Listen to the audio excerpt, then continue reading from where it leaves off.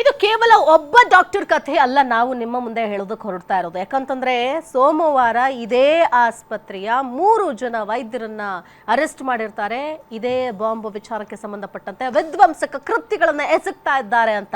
ಇವರಿಗೆ ಹಾಗಾದ್ರೆ ತಲೆಗೆ ಹೋಗಿರೋದು ಏನು? ಹಾಗಾದ್ರೆ ಧರ್ಮದ ಅಫೀಮು ತಲೆಗೆ ಹೋಗ್ತಾ ಇದೆಯಾ, ಅಥವಾ ಯಾವ ಕಾರಣದಿಂದ ಸ್ಫೋಟಕ್ಕೆ ಮುಂದಾಗ್ತಾ ಇದ್ದಾರೆ? ಕಾನೂನು ಬಾಹಿರ ಚಟುವಟಿಕೆಗಳು ನಡೀತಾ ಇದೆ ಅಂತಂದ್ರೆ ಅದು ವಿದ್ಯಾವಂತರಿಂದಲೇ ಆಗ್ತಾ ಇದೆ ಅನ್ನೋದು ವಿಪರ್ಯಾಸದ ಸಂಗತಿ. ಡಿಗ್ರಿ ಮಾಡಿದವರೇ ಡೇಂಜರ್ ಆಗಿರೋದು ಯಾಕೆ? ಕಾರು ಸ್ಫೋಟಿಸಿದ್ದ ಸೂಸೈಡ್ ಬಾಂಬರ್ ಒಬ್ಬ ವೈದ್ಯ. ದೆಹಲಿ ಸ್ಫೋಟದಲ್ಲಿ 6 ಜನ ಟೆರರ್ ಡಾಕ್ಟರ್ಸ್ ನ ಅರೆಸ್ಟ್ ಮಾಡಲಾಗಿದೆ. ಅಲ್ ಫಹಾಲ್ ಆಸ್ಪತ್ರೆಯಲ್ಲಿ ವೈದ್ಯ ಆಗಿ ಕೆಲಸ ಮಾಡ್ತಾ ಇದ್ದಂತಹ ಶಾಹೀನ್ ಕೆಲಸ ಮಾಡ್ತಾ ಇದ್ದ ಜಾಗದಲ್ಲೇ ಸ್ಫೋಟಕ ತಯಾರಿಸಿದ್ರು ಅನ್ನೋ ಶಂಕೆ ವ್ಯಕ್ತವಾಗಿದೆ. ವೈದ್ಯರಾಗಿದ್ದವರಿಗೆ ಇಂತಹ ಉಗ್ರ ಮನಸ್ಥಿತಿ ಬಂದಿದ್ದಾದ್ರೂ ಯಾಕೆ? ಸ್ಟೆಥೋಸ್ಕೋಪ್ ಹಿಡಿಯುವವರ ಬ್ರೈನ್ ವಾಶ್ ಮಾಡಿದ್ದವರಾದ್ರೂ ಯಾರು? ಸ್ಟೆಥೋಸ್ಕೋಪ್ ಹಿಡಿಯುವವರು ಇದೀಗ ಬಾಂಬ್ ಹಿಡ್ಕೊಂಡು ಸೂಸೈಡ್ ಬಾಂಬರ್ ಆಗಿ ಜನರನ್ನ ಸಾಯಿಸ್ತೀವಿ ಅಂತ ಹೋಗ್ತಿದಾರಲ್ಲ, ಎಲ್ಲಿಗೆ ಹೋಗ್ತಿದೆ? ಹೆಣ್ಣು ಮಕ್ಕಳು ಕೂಡ ಭಯೋತ್ಪಾದನೆಗೆ ನಿಂತಿರೋದು ಯಾಕೆ? ಅಂದ್ರೆ ಈ ಹಿಂದಿನಿಂದಲೂ ಕೂಡ ಹೆಣ್ಣು ಮಕ್ಕಳು ಭಯೋತ್ಪಾದನೆಯಲ್ಲಿ ಇರೋದನ್ನ ನಾವು ನೋಡಿದ್ದೀವಿ, ಅನೇಕ ಉದಾಹರಣೆಗಳಿದೆ. ಆದ್ರೆ ಇಷ್ಟು ವಿದ್ಯಾ ಕಲಿತು ವೈದ್ಯರಾಗಿದ್ದುಕೊಂಡು ಜೀವ ಉಳಿಸುವಂತಹ ತಾಯಂದಿರ ಸ್ಥಾನದಲ್ಲಿರುವಂತಹ ಹೆಣ್ಣು ಮಕ್ಕಳು ಜೀವ ತೆಗಿತೀನಿ ಅಂತ ನಿಂತು ಬಿಟ್ಟಿದ್ದಾರಲ್ಲ, ಎತ್ತ ಸಾಕ್ತಿದೆ ನಮ್ಮ ದೇಶ. ದೇಶದಲ್ಲಿ ವೈಟ್ ಕಾಲರ್ ಟೆರರ್ ಆತಂಕ ಬಹಳ ದೊಡ್ಡ ಮಟ್ಟದಲ್ಲಿ ನಡೀತಾ ಇದೆ. ಇದೇ ವಿಚಾರಕ್ಕೆ ಸಂಬಂಧಪಟ್ಟಂತೆ ನನ್ನ ಜೊತೆಗೆ ಅತಿಥಿಗಳಿದ್ದಾರೆ, ಅವ್ರನ್ನ ಕಾರ್ಯಕ್ರಮಕ್ಕೆ ಸ್ವಾಗತ ಮಾಡೋಣ. ಮೊದಲನೇದಾಗಿ ಬಿಜೆಪಿ ಪಕ್ಷದ ವಕ್ತಾರರಾದಂತಹ ಗೋವಿಂದರಾಜ್ ಅವರಿದ್ದಾರೆ, ನಮಸ್ಕಾರ, ಕಾರ್ಯಕ್ರಮಕ್ಕೆ ಸ್ವಾಗತ. ಭಾಸ್ಕರನ್ ಇದ್ದಾರೆ, ಹಿಂದೂ ಮುಖಂಡರು, ನಮಸ್ಕಾರ ಸರ್, ಕಾರ್ಯಕ್ರಮಕ್ಕೆ ಸ್ವಾಗತ. ಸಾದಿಕ್ ಪಾಷಾ ಅವರಿದ್ದಾರೆ, ಮುಸ್ಲಿಂ ಮುಖಂಡರು, ನಮಸ್ಕಾರ ಸರ್, ಕಾರ್ಯಕ್ರಮಕ್ಕೆ ಸ್ವಾಗತ. ಇನ್ನು ಚಲಪತಿ ಇದ್ದಾರೆ, ನಿವೃತ್ತ ಎಸಿಪಿ, ನಮಸ್ಕಾರ ಸರ್, ಕಾರ್ಯಕ್ರಮಕ್ಕೆ ಸ್ವಾಗತ. ಎಸಿಪಿ ಸರ್ ಸಾಹೇಬ್ರಿಂದ ನಾನು ಆರಂಭ ಮಾಡ್ತೀನಿ. ಸರ್, ನಿಜಕ್ಕೂ ವಿಪರ್ಯಾಸ ಅನ್ಸುತ್ತೆ. ಎಲ್ಲಿ ಹೋಗ್ತಾ ಇದ್ದೀವಿ ನಾವು? ಎತ್ತ ಸಾಕ್ತಾ ಇದ್ದೀವಿ? ವೈದ್ಯೋ ನಾರಾಯಣ ಹರಿ ಕೇವಲ ಅದು ಹೆಸರಿಗೆ ಮಾತ್ರ ಸೀಮಿತನಾ, ಅಥವಾ ನಾವಂದುಕೊಂಡಷ್ಟು ಸೀರಿಯಸ್ ಆಗಿ ಇವ್ರು ತಗೊಂಡಿಲ್ವಾ? ದೇಶವನ್ನ ಎಲ್ಲಿಗೆ ತಗೊಂಡು ಹೋಗ್ತಾ ಇದ್ದಾರೆ ನೋಡಿ. ಈ ಜಿಹಾದಿ ಡಾಕ್ಟರ್ಸ್ ಅಂತ ನಾವು ಹೆಸರಿಟ್ಟಿದ್ದೀವಲ್ಲ, ಬಹಳ ಬೇಸರ ಆಗ್ತಾ ಇದೆ ನಮಗಿಲ್ಲಿ. ಡಾಕ್ಟರ್ಸ್ ಅನ್ನೋ ಹೆಸರಿನ ಹಿಂದೆ ನಾವು ಹಲವಾರು ಜೀವ ಉಳಿಸುವಂತಹ ಕೆಲಸಗಳನ್ನ ಮಾಡಿದಂತಹ ಒಂದು ಇದನ್ನ ಕೊಟ್ಟಿದ್ದೀವಿ, ಕ್ರೆಡಿಟ್ ಕೊಟ್ಟಿದ್ದೀವಿ ಯಾವಾಗಲೂ ಕೂಡ. ಆದ್ರೆ ಈ ಜಿಹಾದಿ ಡಾಕ್ಟರ್ಸ್ ಅಂತ ನಾವು ಹೇಳೋಕ್ಕೂ ಕೂಡ ಬೇಸರ ಆಗುತ್ತೆ. ಅಂಥದ್ರಲ್ಲಿ ವೈದ್ಯರಾಗಿದ್ದುಕೊಂಡು ಇಂತಹ ಕೃತ್ಯಕ್ಕೆ ಹೋಗ್ತಾರೆ ಅಂತಂದ್ರೆ ಅವರ ತಲೆಯನ್ನ ಎಷ್ಟರ ಮಟ್ಟಿಗೆ ಬ್ರೈನ್ ವಾಶ್ ಮಾಡಿರಬಹುದು, ಅಥವಾ ಅವರನ್ನ ಇದಕ್ಕೆ ಅಣಿಗೊಳಿಸುವಲ್ಲಿ ಸಜ್ಜುಗೊಳಿಸುವಲ್ಲಿ ಎಷ್ಟು ಸಮಯ ತೆಗೆದುಕೊಂಡಿರಬಹುದು, ಅಥವಾ ಇದಕ್ಕೋಸ್ಕರ ಅವರ ತಯಾರಿಗಳು ಏನಿದ್ದಿರಬಹುದು ಅನ್ನೋದು ಏನು ಹೇಳ್ತೀರಿ ಸರ್? ನೋಡಿ, ಟೆರರಿಸ್ಟ್ ವಿಂಗ್ಗೆ ಸೇರಿದ ಮೇಲೆ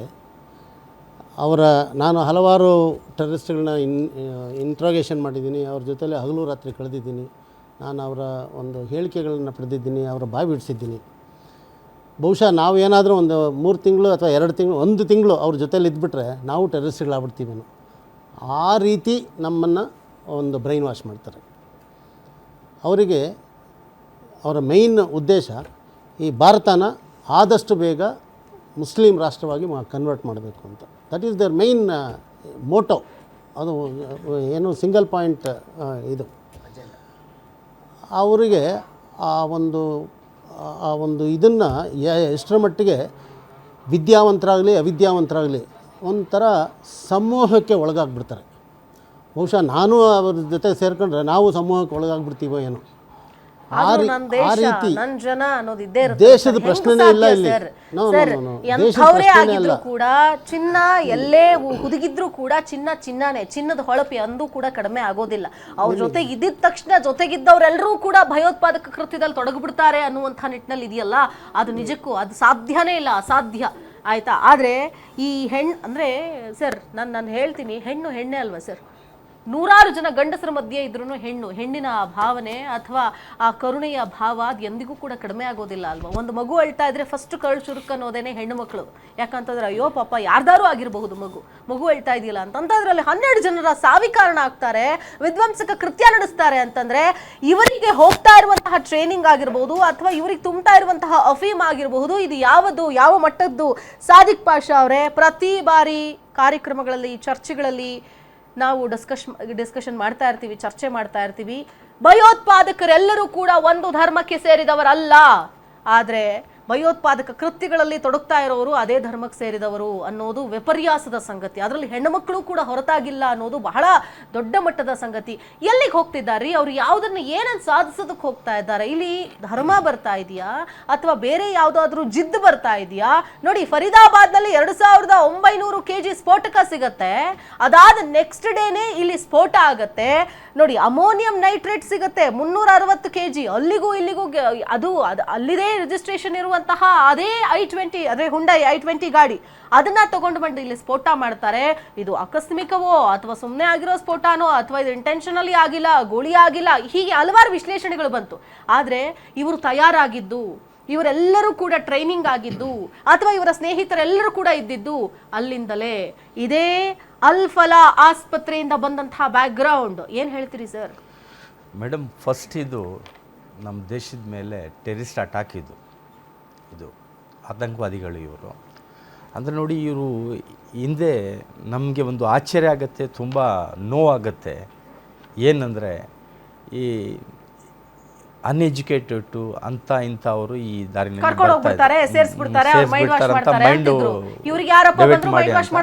ಇವರು ಡಾಕ್ಟರ್ ಆಗಬೇಕಂದ್ರೆ ಎಷ್ಟು ವರ್ಷ ಅವ್ರ ತಾಯಿ ತಂದೆ ಅವರು ಬಲಿದಾನ ಕೊಡಬೇಕು. ಡಾಕ್ಟರ್ ಮಾಡೋವರೆಗೆ ಎಷ್ಟು ಇದಾಗತ್ತೆ. ಅದರಲ್ಲಿ 7 ಡಾಕ್ಟರ್ಗಳು ಇದ್ದಾರೆ ಅಂದರೆ ನಮಗೆ ಒಂದು ತುಂಬ ಭಯ ಆಗತ್ತೆ. ಅಲ್ ಫಲಾ ಅಂತ ಹೆಸರು ಇದರಲ್ಲಿ ಮಾಡ್ತಾರೆ. ಅಲ್ಲಂದರೆ ಇದು ಫಲ ಅಂದರೆ ಒಳ್ಳೆ ಕೆಲಸ. ಆ ಹೆಸರು, ಆ ಹೆಸರಿನಿಂದ ಇವರು ಇಂಥ ಕೆಲಸ ಮಾಡ್ತಾಯಿದ್ದಾರೆ ಅಂದರೆ ತುಂಬ ನಮಗೆ ಬೇಜಾರಾಗತ್ತೆ. ಇನ್ನೊಂದೇನೆಂದರೆ ಮುಸಲ್ಮಾನಿ ಹೆಸರು ಇದ್ದೆ ನೋಡಿ, ಇಂಥವ್ರನಿಂದ ಮುಸಲ್ಮಾನಿನ ಮೇಲೆ ಒಂದು ಕೆಟ್ಟ ಕಣ್ಣಿಂದ ನೋಡ್ತಾರೆ.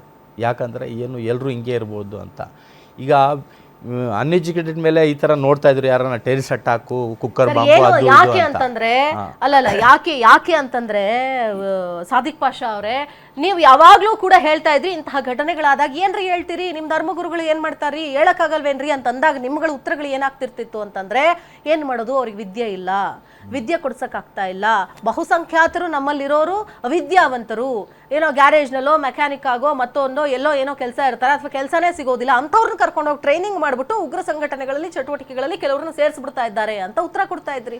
ಕಷ್ಟಪಟ್ಟು MBBS ಸೇರಿಸಿ 5 ವರ್ಷ ಆ ಮಣ್ಣೊತ್ತು ಇವರು ನಿಮ್ಮ ಆಸ್ತಿ ಇವರೆಲ್ಲ ಕೂಡ. ಆದ್ರೆ ಇಂಥವ್ರು ಭಯೋತ್ಪಾದಕ ಕೃತ್ಯಗಳಿಗೆ ಹೋಗ್ತಾರೆ ಅಂತಂದ್ರೆ ಹಾಗಾದ್ರೆ ವಿದ್ಯಾವಂತರನ್ನಾಗಿ ಮಾಡಿದ್ರು ಅಷ್ಟೇ, ಅವಿದ್ಯಾವಂತರಾಗಿದ್ರು ಅಷ್ಟೇ, ಅವ್ರಿಗೆ ಧರ್ಮದ ಅಫೀಮು ಒಮ್ಮೆ ತುಂಬಿತು ಅಂದ್ರೆ ಮುಗೀತು. ಅದು ವಿದ್ಯೆ ಅವಿದ್ಯಾವಂತರು ಯಾವುದನ್ನು ನೋಡೋದಿಲ್ಲ, ಸೆಳೆದು ಬಿಡುತ್ತೆ, ಮಾರಣ ಹೋಮ ಮಾಡೋದಕ್ಕೆ ಕಾರಣ ಆಗ್ಬಿಡುತ್ತೆ. ಫಸ್ಟ್ ಏನಂದ್ರೆ ಇದರಲ್ಲಿ ಸತ್ತಿರೋದು ಎಲ್ಲರ ಅಮಾಯಕರು. ಹೌದು, ಯಾವ ಧರ್ಮ ಹೇಳಿಲ್ಲ ಅಮಾಯಕರನ್ನು ಸಾಯಿಸಿ ಅಂತ.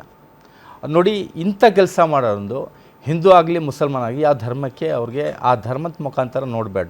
ಅವನು ಟೆರಿಸ್ಟೇ, ನಮ್ಮ ದೇಶ ಶತ್ರು. ಅವನು ಆ ಕಣ್ಣಿಂದ ನೋಡಬೇಕು. ಅವನು ಮುಸಲ್ಮಾನ, ಅವನು ಹಿಂದೂ, ಅವನು ಕ್ರಿಶ್ಚಿಯನ್ ಅಂತ ನಾವು ನೋಡಬಾರ್ದು. ಯಾಕೆ ನೋಡಿ, ಈಗ ಏನಾಗಿದೆ ಅಂದರೆ, ಈಗ ದೇಶದಲ್ಲಿ